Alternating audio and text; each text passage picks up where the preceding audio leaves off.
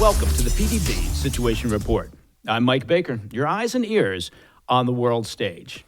And yes, let's just get this out of the way. I am wearing a cardigan. Look, it's comfortable. It's, it's sort of a statement without going all in. You know, a sweater, over-the-head sweater is kind of a commitment. This is less of a commitment. I'm trying to bring the cardigan back. Let's get briefed. Tensions are high as the fragile Gaza ceasefire deal inches closer to its expiration on Saturday.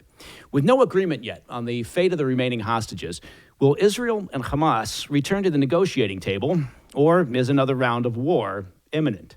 Former Deputy Assistant to the President, Robert Greenway, joins us to break it all down.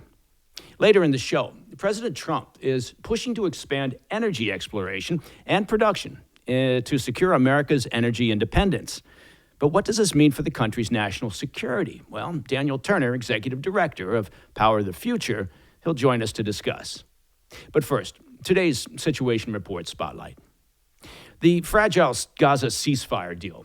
It's set to expire this weekend with no agreement yet on a second phase to secure the release of the remaining hostages. Now, over the past 6 weeks, as I'm sure you know from following the PDB, Hamas has freed 33 Israeli hostages and 5 Thai nationals. That's an initial step that mediators hoped would lead to lasting peace. But since January, both sides have accused each other of violating the deal, and negotiations have stalled. Hamas is demanding a full Israeli withdrawal from Gaza, and that's a condition that Israel refuses to accept, particularly with reports that Hamas is busy recruiting and training new fighters. That leaves 28 Israeli hostages still believed to be alive, with their fate hanging in the balance. Beyond the ceasefire, the question of who will govern post-war Gaza, well, that remains unanswered, as Israel insists Hamas cannot return to power, but has yet to propose an alternative. Joining us now to discuss is Robert Greenway. He's the former Deputy Assistant to President Trump and Director of the Allison Center for National Security at the Heritage Foundation. Robert, thanks very much for taking the time. Great to be with you. Thanks for having me. Absolutely, absolutely. Now, let's start with let's go to the 30,000-foot level here. I know this is a very broad initial question, but from your perspective, where are we going with this? We're coming up on the end of the first phase of the ceasefire with Israel and Hamas. What next, from your perspective? Yeah, it's hard to envision that we're going to get to the next phase of this. And there's a lot of reasons for it, not least of which is what's playing out in real time, is that Hamas, unfortunately, has little left other than corpses to trade, and the way in which they transfer it, all it does is aggravate and exacerbate the tensions for Israel. So where I think we're headed next is frankly a resurrection of military operations, or resumption of military operations at scale and incrementally against Hamas, while diplomatic talks are ongoing. But Hamas, again, has very little leverage left to play, and Israel's interests are inimical to what Hamas is attempting to achieve. And they have greater latitude now that Hezbollah and Iran are less capable and less likely to engage in offensive military operations, so they may have a freer hand in doing so. But from an internal political situation and from the general population there in Israel, do the people have an appetite for saying, "Fine, we're drawing a line under this ceasefire. We're re-engaging with Hamas"? I mean, is that something that the population is up for?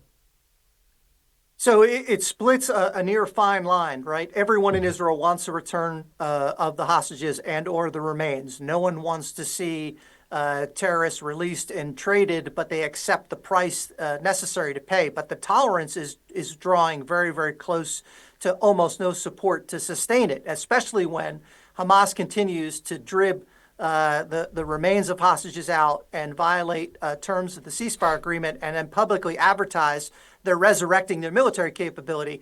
So the pressure actually is increasing domestically on the Netanyahu government to resume military operations, recognizing that there's very little return that Hamas can provide, and they're unlikely to do so. So it's actually moving the opposite direction right now. Yeah, you just mentioned kind of the revitalization of Hamas. What can you tell us about that? I have heard some reports that they've been busy recruiting and training new members. Yeah, so, most of their military capacity has been eliminated as a result of military operations, but clearly there remains remnants, and those are now on display every time they do a transfer of remains. Second, when Israel was pulled and withdrew elements of their forces from Gaza and stopped their overflights for intelligence purposes, Hezbollah is using this, or Hamas rather, is using this to resurrect their capacity. So they're drawing on a population that is displaced, homeless, and they were aggravated to begin with. They're certainly more likely to be motivated now. And Hamas is the only organized function that has resources and has been dispersing aid and is obtaining additional funds. And as long as that's the case, they're the only show in town.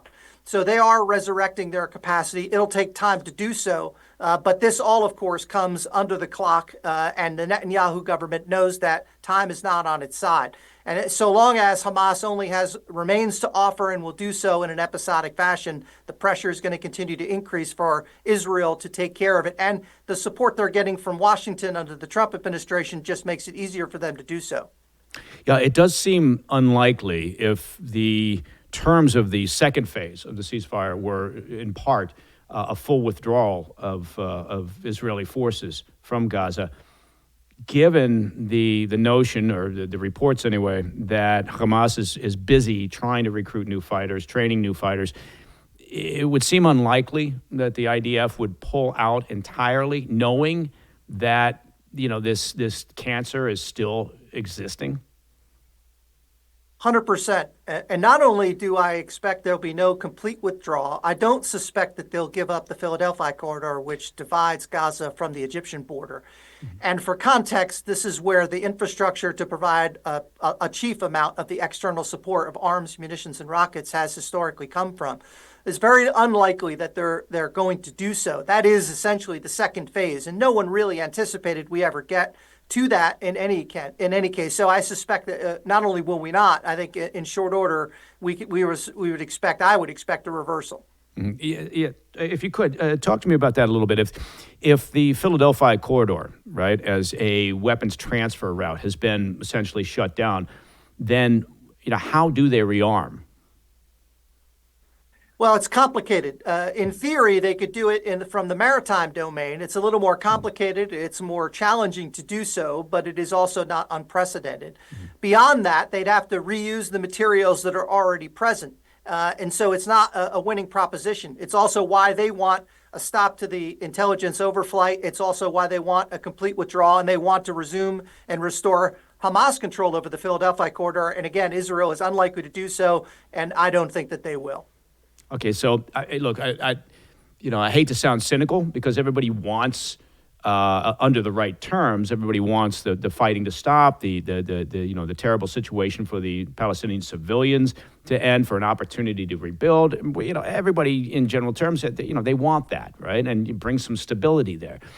But I got to tell you, just talking with you now and just seeing what we've seen over the past couple of weeks, it seems like there's almost no likelihood that we're getting a second phase of this ceasefire agreement. No, the odds again were extremely remote. I put them at essentially zero when this began. I thought it was encouraging to see the exchange of hostages, and again, new administration in Washington certainly has opened up the door to greater leverage against Hamas. But again, it's an impossible scenario in which Israel would vacate and essentially restore conditions that led to October the 7th. That is the least politically acceptable outcome in Israel. Those that supported any sort of two-state solution or peace process were exactly the casualties on October the 7th and the inhabitants of the kibbutzim. And they were the direct target of their attacks. And so there's no segment of the population now that supports a withdrawal or continued negotiations essentially with Hamas. And so you're right to be cynical about it. And in the end, it comes down to motive, means, and opportunity. The motive is going to endure on the part of Hamas and the Palestinians, unfortunately, in Gaza. It's now a matter of denying them the means and the opportunity to restore the capacity to lead to another October the 7th attack. Okay, so let's play that out then. Let's say that, unfortunately, on Saturday, there's no movement into a second phase. And the IDF decides, okay, we have no choice. We have to go after and continue to go after Hamas. what does that look like? Because, honestly, look, we've already got, ramped up protests in New York City, pro-Hamas protests going on in New York City on, Barnard College campus. And you could imagine those stepping up again. I don't see the international community, including the UN, staying quiet over renewed hostilities and the IDF going in, and yet more visuals of destruction and civilian death in Gaza. Yeah, well, it's a great point. I say two things. First is I don't know that a restoration of a resumption of military operations means that they necessarily go on the offensive. This could well look like a continued attrition, and as long as the external support is denied by Israel, you don't necessarily have to do large-scale military operations or a significant campaign. What it could look like, again, is a sort of a siege on Gaza where they would no longer be provided the material to launch rocket attacks and conduct operations against the Israelis. And then you could see surgical operations against its leadership, strikes that were enabled by overflight operations, which almost certainly will continue if the ceasefire discussions break down. I don't know that it means you're going to see a resumption of a ground campaign, and I don't know that that's necessary from an Israeli perspective. Now, you could imagine if that was the case, if you sort of a siege mentality, which, again, the optics not necessarily good, but I take your point, right? And then specific targeted strikes against, either specific, commanders or lieutenants or whomever, fighters within the strip. If you were to combine that with the optic, right, of increased aid flowing to the civilian population, then perhaps that mitigates to some degree that negative international narrative that always surfaces during these conflicts. It might. Again, two observations. First is after the exchange of remains of hostages, there's not that much sympathy left for Hamas. They're losing, I think, a great deal of their support, and there's a tremendous amount of fatigue on the issue more broadly. Second, that the Israeli populace, by and large, feels significantly aggrieved, certainly now. And I don't think they're going to be quite as affected by international condemnation if military operations in any scale resume. And again, the critical part here is they've got a more supportive partner in Washington this time around. So I don't suspect that the Israeli calculus is going to be affected by international condemnation at this point. Yeah, no, I take your point. I think they pretty much decided early on after the 7 October attacks that they are on their own, or at least have to proceed on their own. And yes, the dynamics change now with the election and the arrival of the Trump administration. What can you tell us about the level of aid, though, that is flowing or that has been flowing since, say, the ceasefire started? And to what degree are we confident that that aid is not being taken or managed by Hamas? Well, on the first point, a fair amount of aid is being introduced into the area and has been for some time. The statistics are public. The difficulty is your second point, which is the distribution. Again, there's limited infrastructure to do it, and there's limited capacity to do it. The only governing organization that unfortunately exists inside of Gaza has been Hamas, and so that infrastructure now is increasingly reliant. Now, there are those that would say that UNRWA performed this function in partnership with other NGOs. Many of them have complicated relationships, and many were providing material support to Hamas. Some were engaged in operations with Hamas and are no longer capable. So it's the distribution that's a problem, but it's not a volume issue, really, at the end of the day. It's just reinforcing Hamas's position as the only governing entity in Gaza. That serves no one's interest, actually. Okay. Robert, if you wouldn't mind staying right where you are, don't move.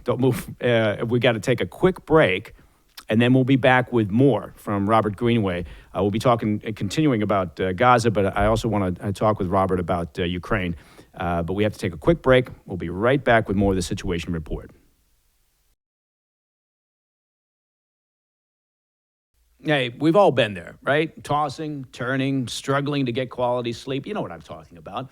I get it. When you don't sleep well, it's not just about feeling tired the next day. It's not. It makes you foggy at work. It makes you short-tempered with people, even people you actually like.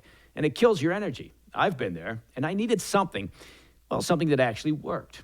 And that's where Beam's Dream Powder comes in. Look, this is not some gimmick. This is a science-backed, healthy hot cocoa that actually helps you sleep better. I've tried it, and it does make a real difference. And it comes in great flavors, which is important, right? Sea salt caramel, brownie batter, vanilla chai, and my personal favorite, do you know what that is? Well, it's cinnamon cocoa. Yeah, of course. It's only 15 calories per serving, and zero sugar, which is also important, so you can get a better sleep without the guilt. Now, Dream Powder is packed with natural ingredients, reishi, magnesium, melatonin, all designed to help you fall asleep faster and stay asleep longer without waking up groggy. You just mix it with hot water or milk before bed, and you're good to go. Bob's your uncle. It couldn't be easier. If you want to try Beam's best-selling Dream Powder, get up to 40% off for a limited time when you go to shopbeam.com/Mike, that's M-I-K-E, just like you imagine, and use code Mike at checkout. That's shopbeam, BEAM.com/Mike, and use the code Mike for up to 40% off.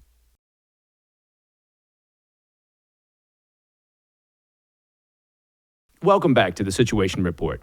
Joining me again is Robert Greenway, former Deputy Assistant to the President and Director of the Allison Center for National Security at the Heritage Foundation. Robert, thanks very much. We were talking about Gaza. I've got one more question for you, and it's probably kind of falls into the soft science category. And then I was hoping to touch on briefly Ukraine. But with Gaza, is there any indication that the Palestinian civilian population is moving away from Hamas? Because we have this issue of long term, if we get any type of stability or peace settlement there, we have this issue of governance. So to what degree, from your perspective, does the Palestinian civilian population, are they still all in on Hamas, or have they been distancing themselves? Insofar as we know, it's a difficult question, right, to poll any population, certainly in a conflict scenario. I mean, as far as we know, Hamas remains the overwhelmingly popular choice. But I think that's not so much about support for Hamas as it is a lack of a credible alternative and the conditions themselves. So it is an unknowable question. But I think at the end of the day, an alternative has to be introduced. Unfortunately, none has materialized. The Palestinian Authority itself is serving now 2 decades of a 4-year term. So Mahmoud Abbas has his own popularity issues in the West Bank. So I think the challenge is there is no emerging Palestinian leadership either in Judea, Samaria, West Bank, or in Gaza. Yeah, well, for anybody listening to our conversation, I don't imagine they come away with an awful lot of hope, but hope is never really what you want to hang your foreign policy on. But if you look at just the unlikely, opportunity for a second phase of the ceasefire, if you look at the fact that no credible governance, alternative governance seems to be taking shape, I think you're absolutely right. I think what we're looking at is, if not a return to hostilities, I think we're looking at continued, however you want to refer to it, occupation or a presence of the IDF in Gaza. And we may well be just looking at kicking the can down the road here. Yeah, I think the only thing that's changed, the cause for optimism is I think there's a shift inside the region that recognizes that more has to be done. And the graveyard of ideas that is the Israel-Palestine question is no longer, we're no longer resurrecting and exhuming these bodies and attempting to oppose a solution on them. I think there's a recognition that something different has to be done. President Trump has shifted the debate, and I think the region knows it. What I would expect is there be greater regional participation in the solution. I think that's a good thing. That gives me at least some optimism for the future. Okay, that's really interesting. I'm glad you brought that point up. Are you optimistic about the upcoming, it's actually coming up very shortly, of the Arab summit in Riyadh?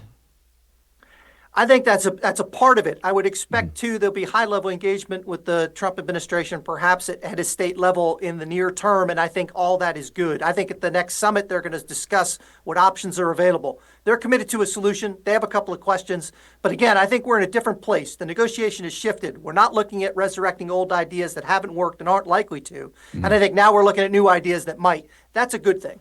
Yeah, I agree with you. Look, people, they stared in amazement when President Trump threw out that idea of U.S. ownership of Gaza and turning it into a resort area, a Riviera. I never see a scenario where 2.3 million Palestinian refugees are going to suddenly move out of Gaza and the Egyptians and Jordanians and others will welcome them. And I don't also see a scenario where, from a political perspective here in the U.S., anybody would agree to taking 10 to 15-year ownership of Gaza. But the benefit, I think, to your point, is that it it provoked a response from the Arab states. And I think that has been very helpful. If I could, in the remaining time that we've got, Robert, let's shift over to Ukraine. And, with President Trump sitting down with President Zelensky from Ukraine, ostensibly to talk about the minerals deal. But, what do you think that's going to deliver as far as a discussion?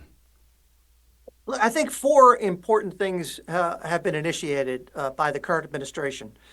First is the commitment to ending the conflict as a result of the first time to bring Putin and his team to the table to have discussions. I think that's useful. I think that's necessary.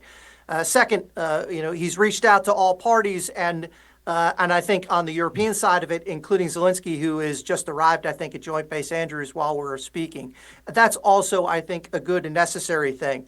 The third is the economic agreement, which I think, in my understanding, is actually larger than mineral deposits inside Ukraine, but it could encompass areas of energy and maybe even technology. I think that's important, too, to establish an economically viable path for Ukraine, not just now, but post-conflict, and a relationship with the United States that will protect and defend serves an important interest. Lastly, I think we've seen the Trump administration expand the scope of the problem to where U.S. interests reside, namely cooperation between Russia, China, and frankly, not yet mentioned, but Iran and North Korea.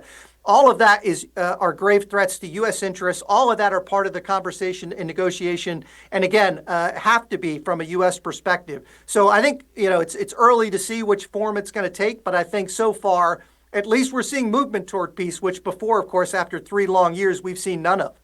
Yeah. What do you make of the talking point that's come out of Moscow over the years, and certainly it's been picked up by some, even in the U.S. For the most part, the idea that the West is responsible for this war. They forced Putin's hand, by this move towards, or potential move towards, NATO for Ukraine. What do you make of that? I think it's ridiculous, of course, on its face. They're clearly the aggressors here, as they were in 2014. But I also know that if you're trying to negotiate a deal and you're focused on the outcome, then the outcome is what matters most. So, the U.S. administration and others may find themselves in uncomfortable positions doing awkward things, but if it gets to the right outcome, then so be it. But clearly on its face, it's an absurd statement. Yeah. No, agreed. Robert, listen, the world's in a bit of a chaotic situation right now. We've got a lot more that we could be covering. I barely touched the list of questions that I've got written down here for you, but I want to be mindful of your time. So I hope next time we call you that you'll pick up the phone and agree to come back on the Situation Report. Only too happy to do so. Thanks again for having me. Absolutely. Robert Greenway from the Allison Center for National Security. Again, thanks very much for taking the time with us today. All right, next, we turn to President Trump's energy strategy. He's pushing to ramp up domestic production on federal lands and waters, aiming to strengthen U.S. energy independence. Well, that's a good idea. But what does that mean for America's national security? Daniel Turner from Power the Future joins us next.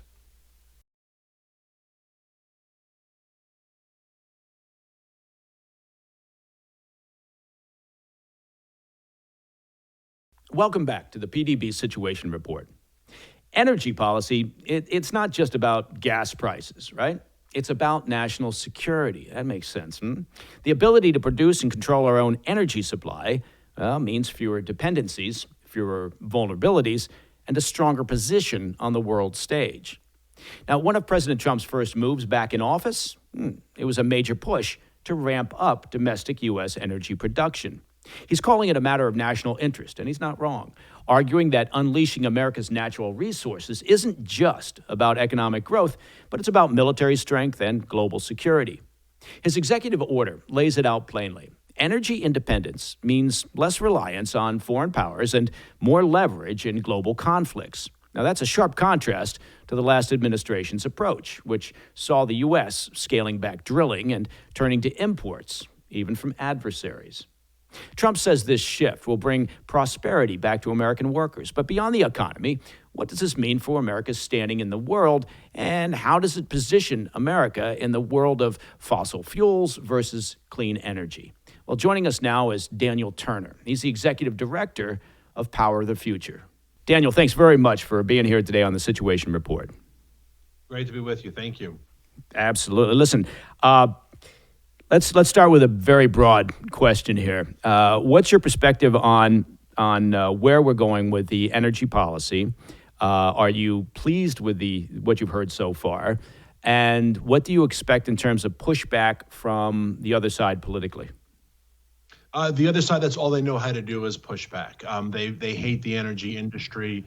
They are beholden to the climate agenda. So I expect nothing from them. But I'm kind of at the point that I don't really care about their position because they've brought nothing but misery to the American people and, quite frankly, to the world. I'm happy with President Trump's policy agenda. I knew what to expect, and I knew it was going to be bold because it was first term. What I'm also really proud of and surprised of are how fast congressional Republicans are working, because normally not everyone moves at the speed of Trump.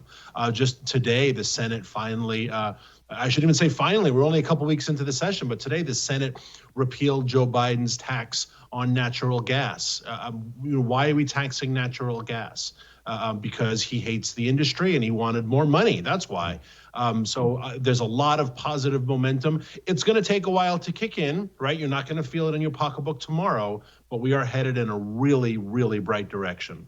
Yeah, you wrote an interesting piece recently that touched on the Keystone pipeline and the complexity of that, both in terms of what the Biden administration did and trying to rejuvenate it. Talk to me about that if you could.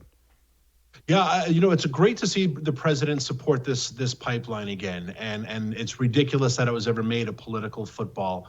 But I don't think if you're in the energy space, just because the president says you should start building it again, you're going to jump in with both feet. What Joe Biden did, which really was unprecedented, is now he introduced a level of fear on any major infrastructure project that if you don't finish a project before a presidential cycle, you could have it ripped out from under you. And the really pernicious thing about what Joe Biden did, Keystone didn't make this decision with Donald Trump. They made it with the American government, the full faith and credit of the American government.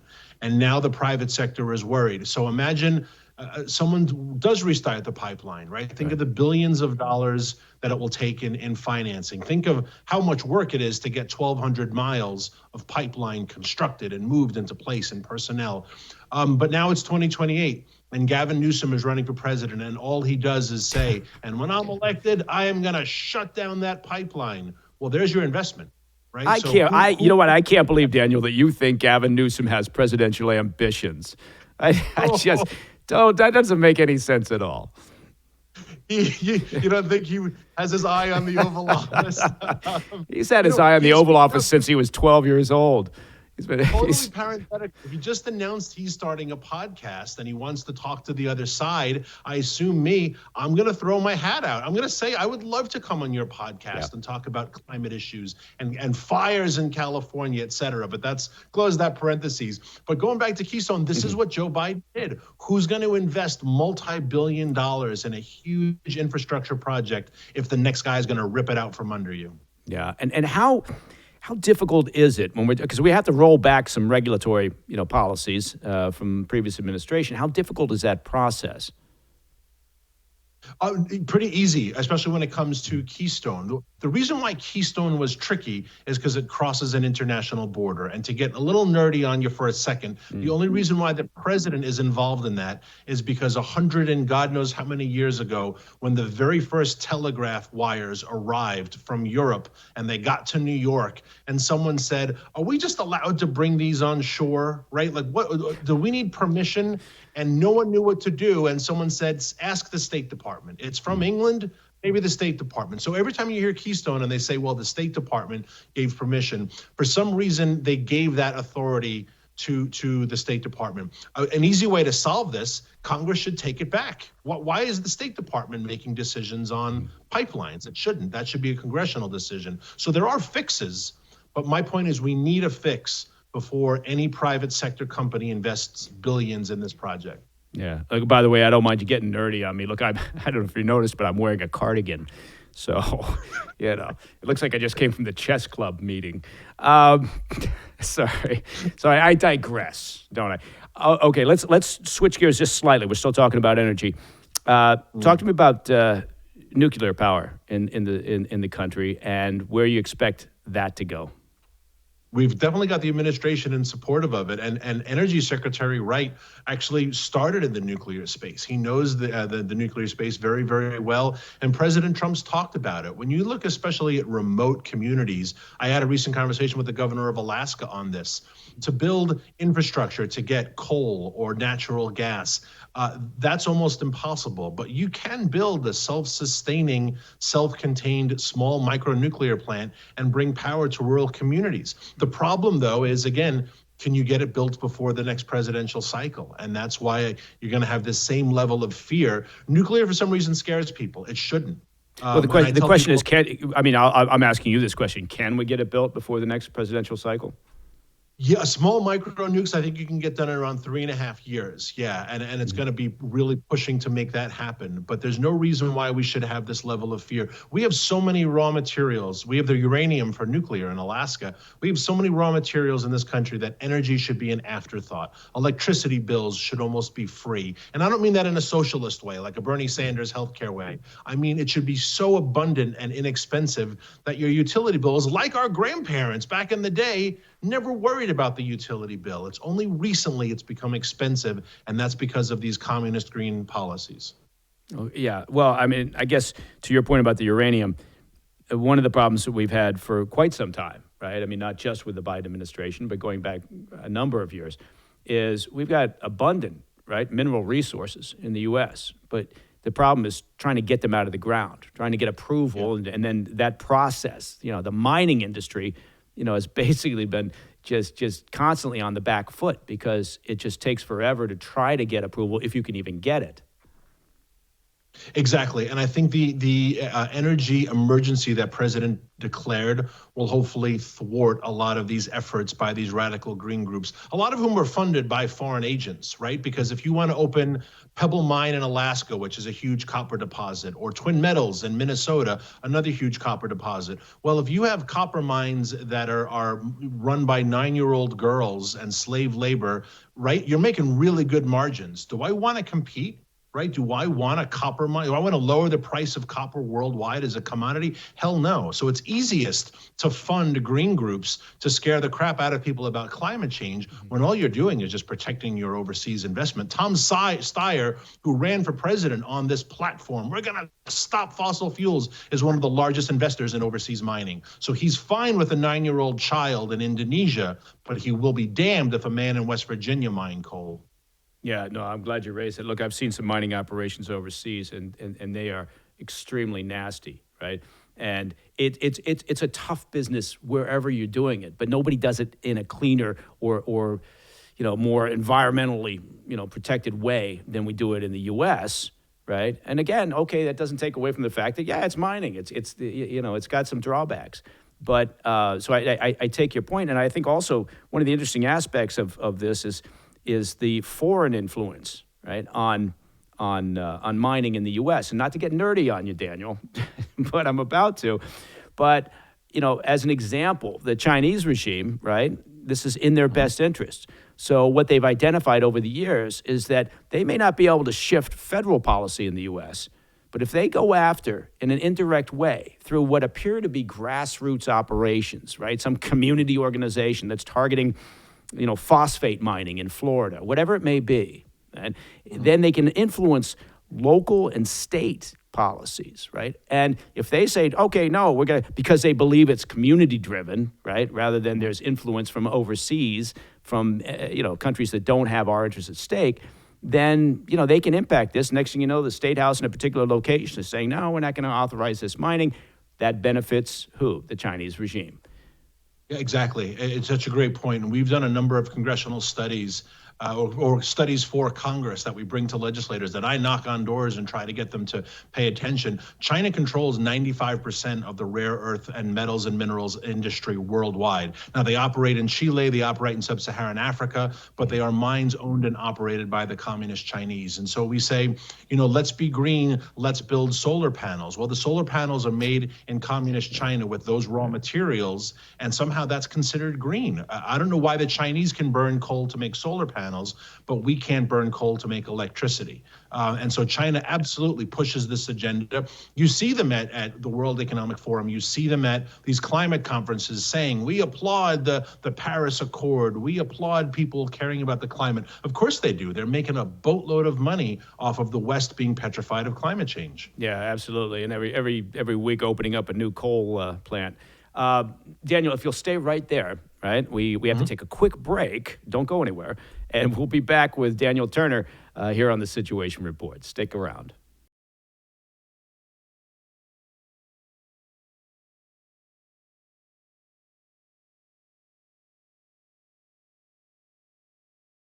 Welcome back to the PDB Situation Report.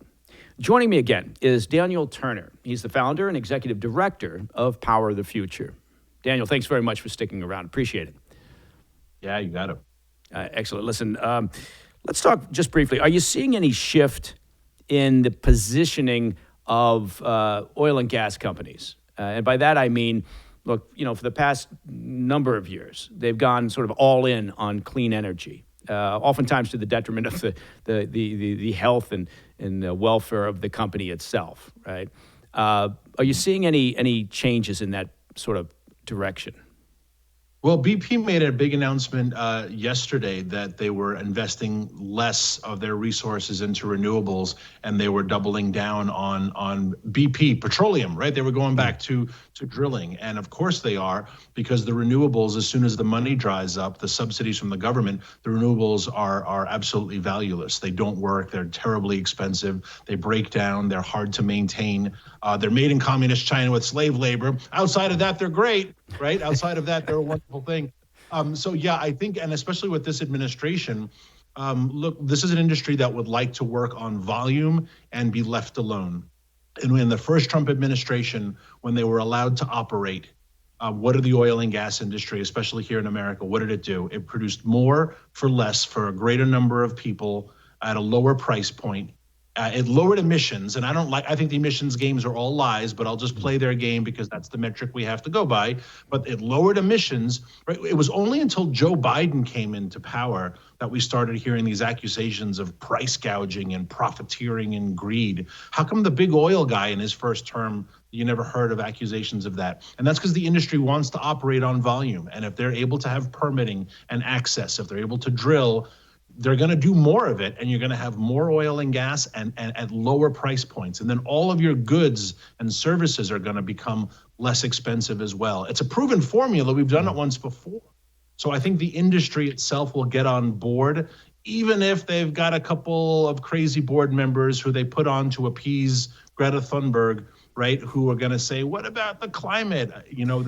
I wish they would be bolder and kick them out. Is it really important to appease Greta?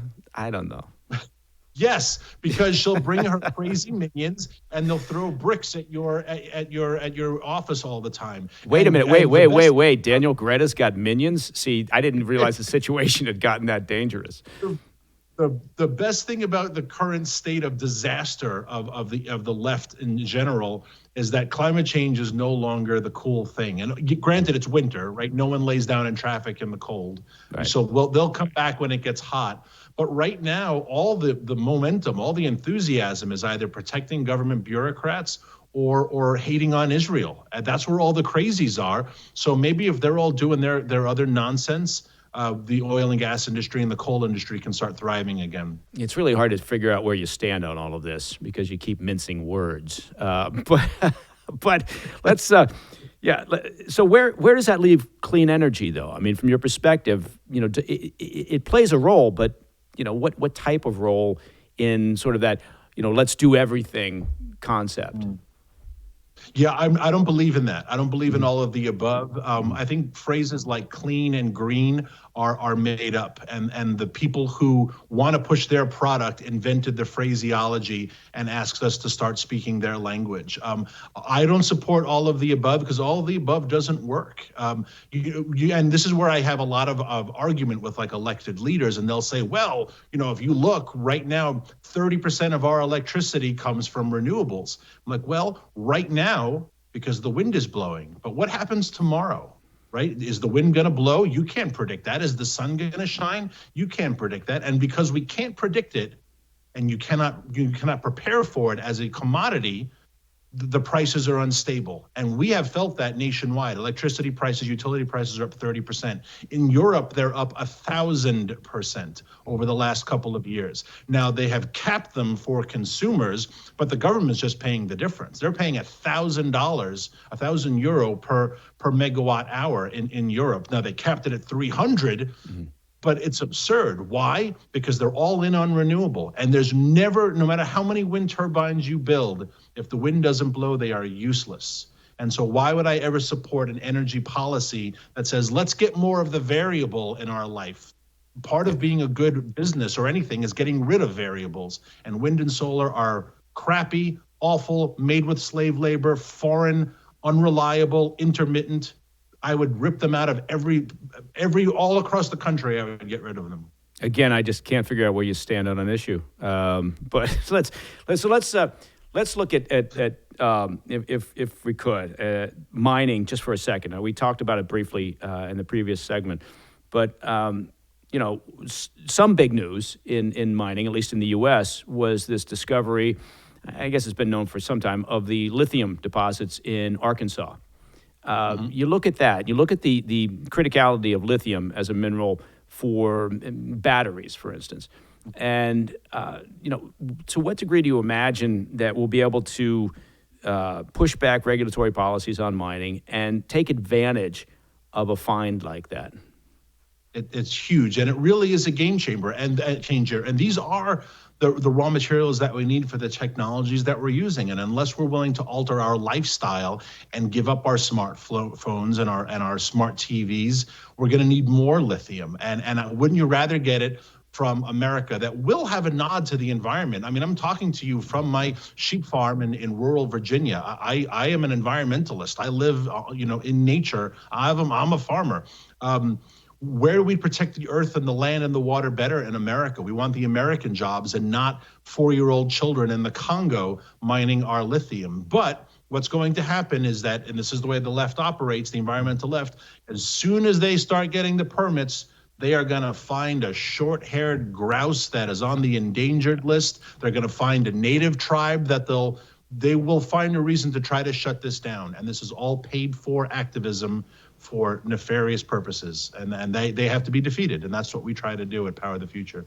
Yeah, I understand that. Yeah, I'm out in Idaho, where home of the sage grouse, which has upended development. The most sacred animal in the world. Yeah, it's remarkable. Tell me a little bit about Power of the Future, if you could. It's again, you talked about just a second ago, but what's the focus? I started the organization a couple of years ago because I live near Appalachia, and it's a lot of old, retired, destroyed coal mines. And it started because of Barack Obama's war on coal. And if you recall, we're going back some time, but when he ran for president in 2008, he said, I'm not going to make coal illegal, but I'll tell you this, if you own a coal mine, you're going to go bankrupt. And everyone applauded, and everyone gave him awards and said how great. But if you're one of those 4,000 coal jobs in a rural town all across America, your livelihood was destroyed and no one fought for you. In fact, they made fun of you and they told you to learn to code, right? Start the gig economy. Their own representatives turned on them, right? Look at Pennsylvania. Thank God Dave McCormick won. Their own senators turned their back on coal miners in Pennsylvania because they're not cool and sophisticated. And yet we need coal. We use more coal than ever because you can't make cement and steel, and all these products around us are all made or forged from products that come from coal. So all we did was just destroy Americans. And it bothered me so much that I had to get off the sidelines. And I would have these conversations with people in the political space, and I appreciate you saying I don't mince words. I wanted to speak this forcefully. And everyone said, you can't say that. Whoa, you can't call these guys communists. They just care about the earth. And I'd say, no, they're not. They're evil. They're misanthropic. They hate this country. They need to be defeated.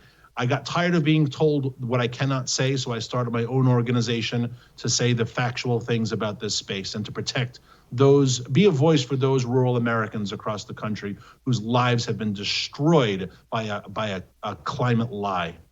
That is really fascinating, Daniel, and I give you a lot of credit for taking this on. I'm reminded of the push for banning gas-powered vehicles as an example and going to an all-EV future.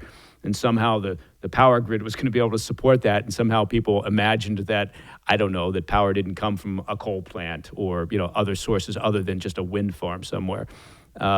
Look, Daniel, this has been fascinating. I think there's a lot more that we could be covering, and I hope we have that opportunity down the road.